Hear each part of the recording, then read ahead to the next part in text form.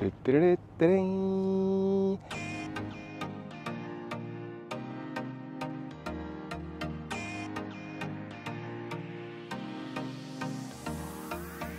bir videodan herkese merhabalar, kanalıma hoş geldiniz. Şu anda bir otobanın üzerindeyim. Nevada ile Arizona'nın tam ortasındayım. Saat farkının oluştuğu yerdeyim. Eğer Las Vegas'a geldiniz ve Las Vegas'tan küçük böyle kısa günübirlik bir tur yapmak istiyorsunuz, hemen 45 dakika uzağınızda Amerika'nın en büyük ikinci barajı, yılda 7 milyon turisti ağırlayarak Amerika'nın, Las Vegas'ın değil, Amerika'nın en gözde turistik noktalarından biri olan Hoover Dam'e, yani Hoover Barajı'na geldik. Size bugün bu barajın mükemmel tarihini, mükemmel yapısını ve nasıl bir öneme sahip olduğunu anlatacağım ve göstereceğim. Hazırsanız harika bir videoya başlıyoruz. Bu videoya başlamadan önce kanalıma abone olup videoları beğenip ve bir sonraki videonun ne içerikli olmasını istiyorsanız aşağıda yorumlara belirtebilirsiniz. Haydi bakalım, güzel bir yolculuk başlasın. Size bu barajı daha iyi gösterebilmek için önce köprünün üzerine çıktık. Burası köprü görüşü, şu şekilde birazdan ortalayacağım. Bu gördüğünüz sağ taraf Arizona eyaleti, bu gördüğünüz sol tarafta Nevada eyaleti. Hoover Dam Barajı da Nevada ile Arizona sınırı arasındaki Black Canyon ve Colorado Nehri içinde yer alan devasa kavisli bir baraj. Tüm yapıyı inşa etmek için yaklaşık 4,3 milyon metreküp çimento kullanıldı arkadaşlar. Oldukça fazla çimento kullanıldı. Ülkedeki en yüksek baraj olan Oroville Barajı'ndan az bir miktarda alçak olduğu için Amerika'nın en büyük ikinci barajı olarak da anılmakta. Ve çok turistik bir mekan. Gördüğünüz gibi yapısı oldukça enteresan. Tabii bu yapıyı inşa etmek de bir o kadar zordu. Şimdi sizi barajın üstüne götüreceğim ve barajın üstünden de güzel bilgiler vereceğim. Çünkü barajın bir tarafında saat 1 ise diğer tarafına geçtiğinizde saat 2 oluyor. Arada bir fark var. Onu saatten gösterebileceğimi düşünüyorum. Onu yapacağız birlikte, test edeceğiz. Çünkü yürüme mesafesinde sadece 5 dakika arada 1 saat var. Buradaki insanlardan bazıları hayatını 23 saat yaşıyor eğer diğer eyalete çalışmaya gidiyorsalar. Şimdi size burada ortada bir manzara vereyim. Ondan sonra baraja inelim. Barajda tarihiyle ilgili konuşalım. Çünkü burası gerçekten çok enteresan tarihe sahip. Onu size anlatmak istiyorum. Haydi bakalım.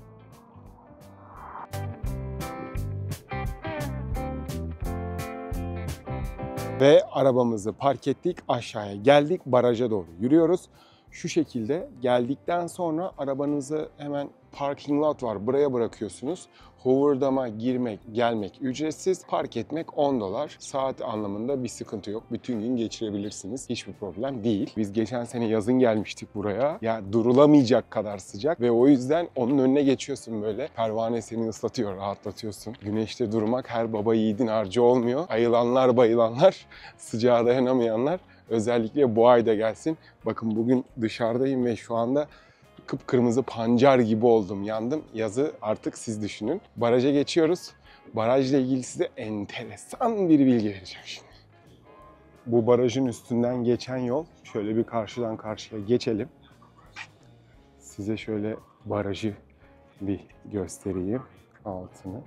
Bu şekilde oldukça dar, görüyorsunuz değil mi? Çok fazla bir genişliğe sahip değil. Ve barajın yapımından, tarihinden bahsetmeden önce size şurayı göstereceğim. Bakın şurada saat var. Nevada saati yazıyor. Saat 5'e 5 var. Ben size köprünün tarihiyle ilgili bilgi vereceğim. Bilgi verirken köprünün diğer tarafına geçeceğim. Yürüme sadece 3-4 dakika alacak ve o 3-4 dakikalık mesafede saat farkını birlikte göreceğiz. Arkadaşlar bu gördüğünüz baraj 1930'dan 1906'ya kadar Amerika'da büyük buhran gerçekleşiyor. Büyük sıkıntılar oluyor, o zorlu yıllar. Orada taşkınları kontrol etmek ve Colorado Nehri'nin akışını tarımsal sulama yapmak için yönlendirme ihtiyacı hissettiler ve o amaçla bu barajı inşa etmek için yola koyuldular. Ama bu barajı inşa etmek o kadar da kolay değildi. Çünkü birden fazla zorluğu vardı. En büyük zorluklarından birisi bu Colorado Nehri 7 tane eyaletin içinden geçiyor. Bu 7 eyaletten de izin alınması gerekiyor ve 7 eyaletin de onayı olması gerekiyor. Çünkü suya yön verecekler. Su bir şekilde bir yerde azalacak, bir yerde artacak ya da bazı sorunlar olacak. Onun için 7 eyaletin oturup birlikte onay verip bu barajın inşa edilmesi gerekiyordu.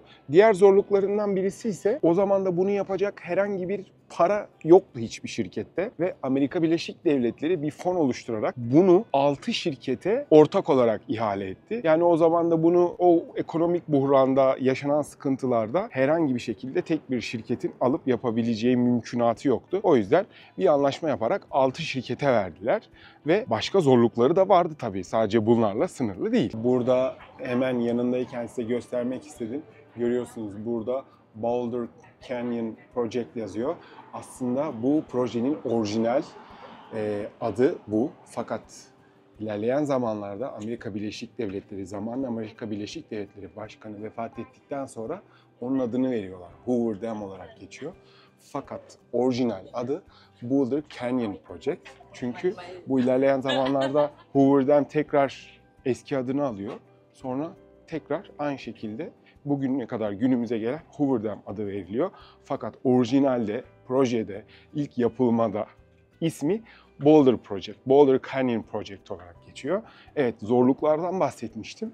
En büyük zorluklardan bir tanesi de sonuçta burada yapılmak için burada bir sürü işçi gerekiyor ve buranın inşaatında 21 bin işçi çalışmış ve yaklaşık 3-5 bin tanesi de çok zor şartlar altında çalışmış. Bu 21 bin tane işçi tabii ki de doğal olarak burada barınma, beslenme, konaklama için finansman gerekiyor. Fakat şirketlerde o finansman olayını çok sağlayabilecek durumları olmadıkları için ilk başta bu projeyi yaparken bu finansman anlamında da çok büyük zorluklarla karşılaştılar. Günümüzde ise şu anda tahmin edebileceğiniz gibi burada ilk başta söylediğim gibi tarımsal sulamaya yön vermek için tarımsal sulamada kullanılıyor. Ve sadece Arizona ile Nevada'ya değil, Arizona, Nevada ve Kaliforniya'ya elektrik üretimini sağlıyor. Yani bu baraj Kaliforniya'ya bile elektrik üretiyor. O anlamda kesinlikle çok önemli bir baraj ve düşünün yani sadece bu baraj yılda 7 milyon turisti ağırlıyor. İnanılmaz bir rakam ve şimdi 2 tane sürprizim var. Bir tanesi biliyorsunuz hemen şu arkamda gördüğünüz Nevada saatine gitmiştik. Saat 5'i 5 vardı. Sizle konuşurken, video çekerken falan böyle 6-7 dakika, hadi olsun 10 dakika geçti. Ve şu anda artık resmi olarak Nevada'da değil Arizona'dayız. Ve Arizona'nın saati ise şu anda şöyle göstereyim. 4'ü 5 geçiyor. Hatta 4'ü 3 geçiyor. Yani burasıyla şurası arasında 1 saat fark var. İkinci bir sürprizim var. Burada su dökünce su yukarıya doğru gidiyor. Daha önce bir baraja gitmediğim için cahilliğimi affedin. Bilmiyorum, diğer barajlarda da oluyordur diye düşünüyorum rüzgar kuvvetinden ötürü. Şimdi onu test edeceğiz. Geçen sene yaptığımızda işe yaramadı. Hadi bakalım bu sene işe yarayacak mı? Kim Hanım? Bize teste yardımcı olur musunuz? Deneyelim. Hadi bakalım deneyelim. Suyu dökelim Kim Hanım.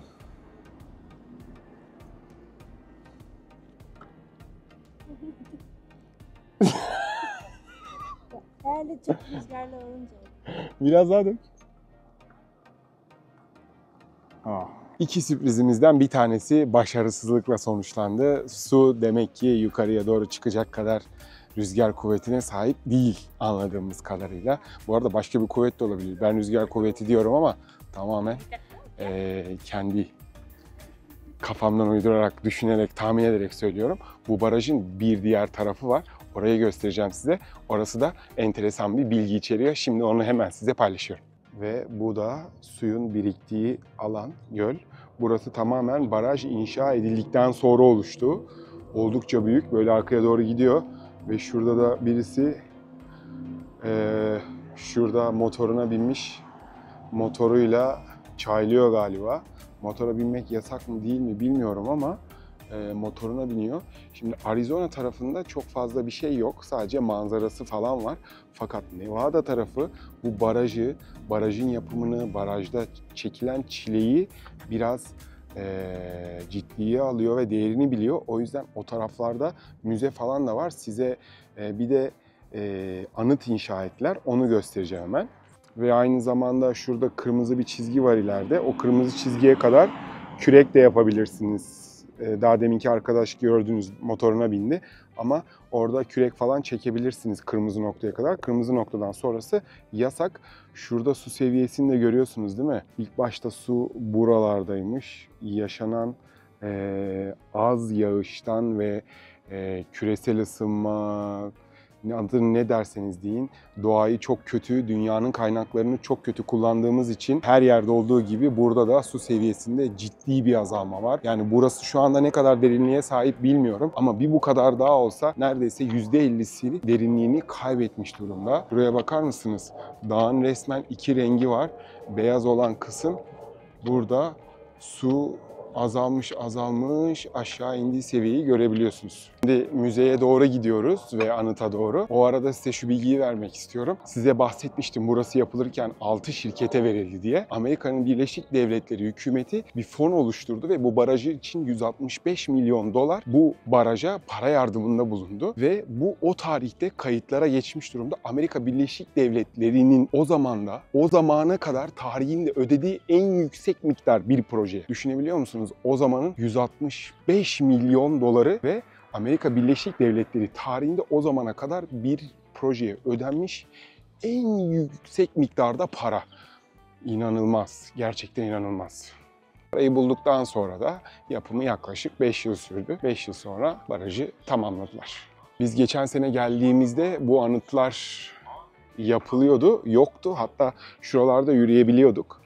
Şimdi buralara biraz konkret, çimento falan dökmüşler. O yüzden anıt tam olarak bitmemiş ama yapılıyor. Bu da burada çalışan işçileri, çekilen çileyi ve verilen emeğin karşılığı teşekkür olarak bu anıtı burada yaptılar. Ayrıca hemen şurada göstereyim size. Burada bir exhibit yeri var. Burada farklı çalışmalar oluyor, etkinlikler oluyor. Burada eğer zamanını takip edip internetten bakarsanız burada gelip buradaki çalışmaları da göz atabilirsiniz. Girmediğimiz, bilmediğimiz event center var. Burada da güzel eventler oluyor. Biraz önce baktık, sorduk birkaç kişiye ve şurada gördüğünüz gibi cam mekanın hemen yanında, görüyor musunuz bilmiyorum ama sandalyeler falan var, böyle masalar. Anladığım kadarıyla bayağı baraj manzarasında güzel bir etkinlikler burada yapılıyor anladığım kadarıyla. İçeri giremiyoruz fakat manzarasının çok güzel olduğuna eminim. Bakalım ileride bir etkinlik olursa belki geliriz. İtalya'da çeşmeye lucky money atıyorlar, şanslı para, dua edip. Burada da insanlar baraja atmak istemiş ama hepsi burada çimentonun üstünde kalmış. Yani dualarınız kabul olmayacak demek istemiyorum ama keşke şuradan 2 metre sola kayıp atsalardı, baraja düşme şansı daha büyüktü. Ama bunların duası biraz askıda kaldı, sıkıntı. Eğer bu videoyu izliyorsanız gelin dualarınızı teker teker yenileyin. Onun için de Las Vegas'a bir yolculuk yapmanız gerekebilir. Söylediğim gibi eğer Las Vegas'a yolunuz düşerse, tatile gelirseniz ve Las Vegas'tan böyle günübirlik kaçmak isterseniz burası gerçekten kafanızı dinlemek, stresinizi atmak ve böyle güzel bir etkinlik yapmak için çok güzel bir seçenek. Hem de güzel böyle bir yolculuğu oluyor. Etrafta çok güzel yerler keşfedebiliyorsunuz. Yol üstünde güzel restoranlar var, güzel alışveriş merkezleri, outletler var. Onları da ziyaret edebilirsiniz. İsterseniz buradan Arizona'ya doğru devam edebilirsiniz. Aslında ben bugün oradan geleceğim diye zannediyordum fakat yine beni Nevada'dan getir diyor. Olsun, ilerleyen yıllarda oraya da belki gelirim. 2 yıl peş peşe geldim. Buraya bir en az 5 yıl, 10 yıl gelmeyi düşünüyorum. Sayın arkadaşlarım, eğer benimle buraya gelme planınız olursa size YouTube'dan link bırakacağım. Oradan burayı izleyebilirsiniz. Çünkü ben buraya bir 5 yıl daha geleceğimi zannetmiyorum. Burada ama geldiniz ve canınız para harcamak istedi. Çok paranız var ya da cebinizde kalan 5 dolar sizin canınızı sıkıyor. Onu bir an önce kurtulmak istiyorsunuz. Hoover Dam barajının sadece arabayla 5 dakika uzaklığında Hoover Dam kasino var. Oldukça eski, oldukça tarihi bir kasino. Zaten otele de bakarsanız girişinden, yapılışından, iç dizaynına kadar tamamen tarih kokuyor. Bayağı eski bir kasino. Şimdi 2 dakika size burayı göstereceğim. Biz buraya geçen sene gelmiştik kayınbiraderimle. İçerisi bayağı böyle karanlık ama eğlenceli bir yer. Güzel küçük eski slot maşinleri de var. Bir içeriği size göstereyim. Ondan sonra devam ediyoruz.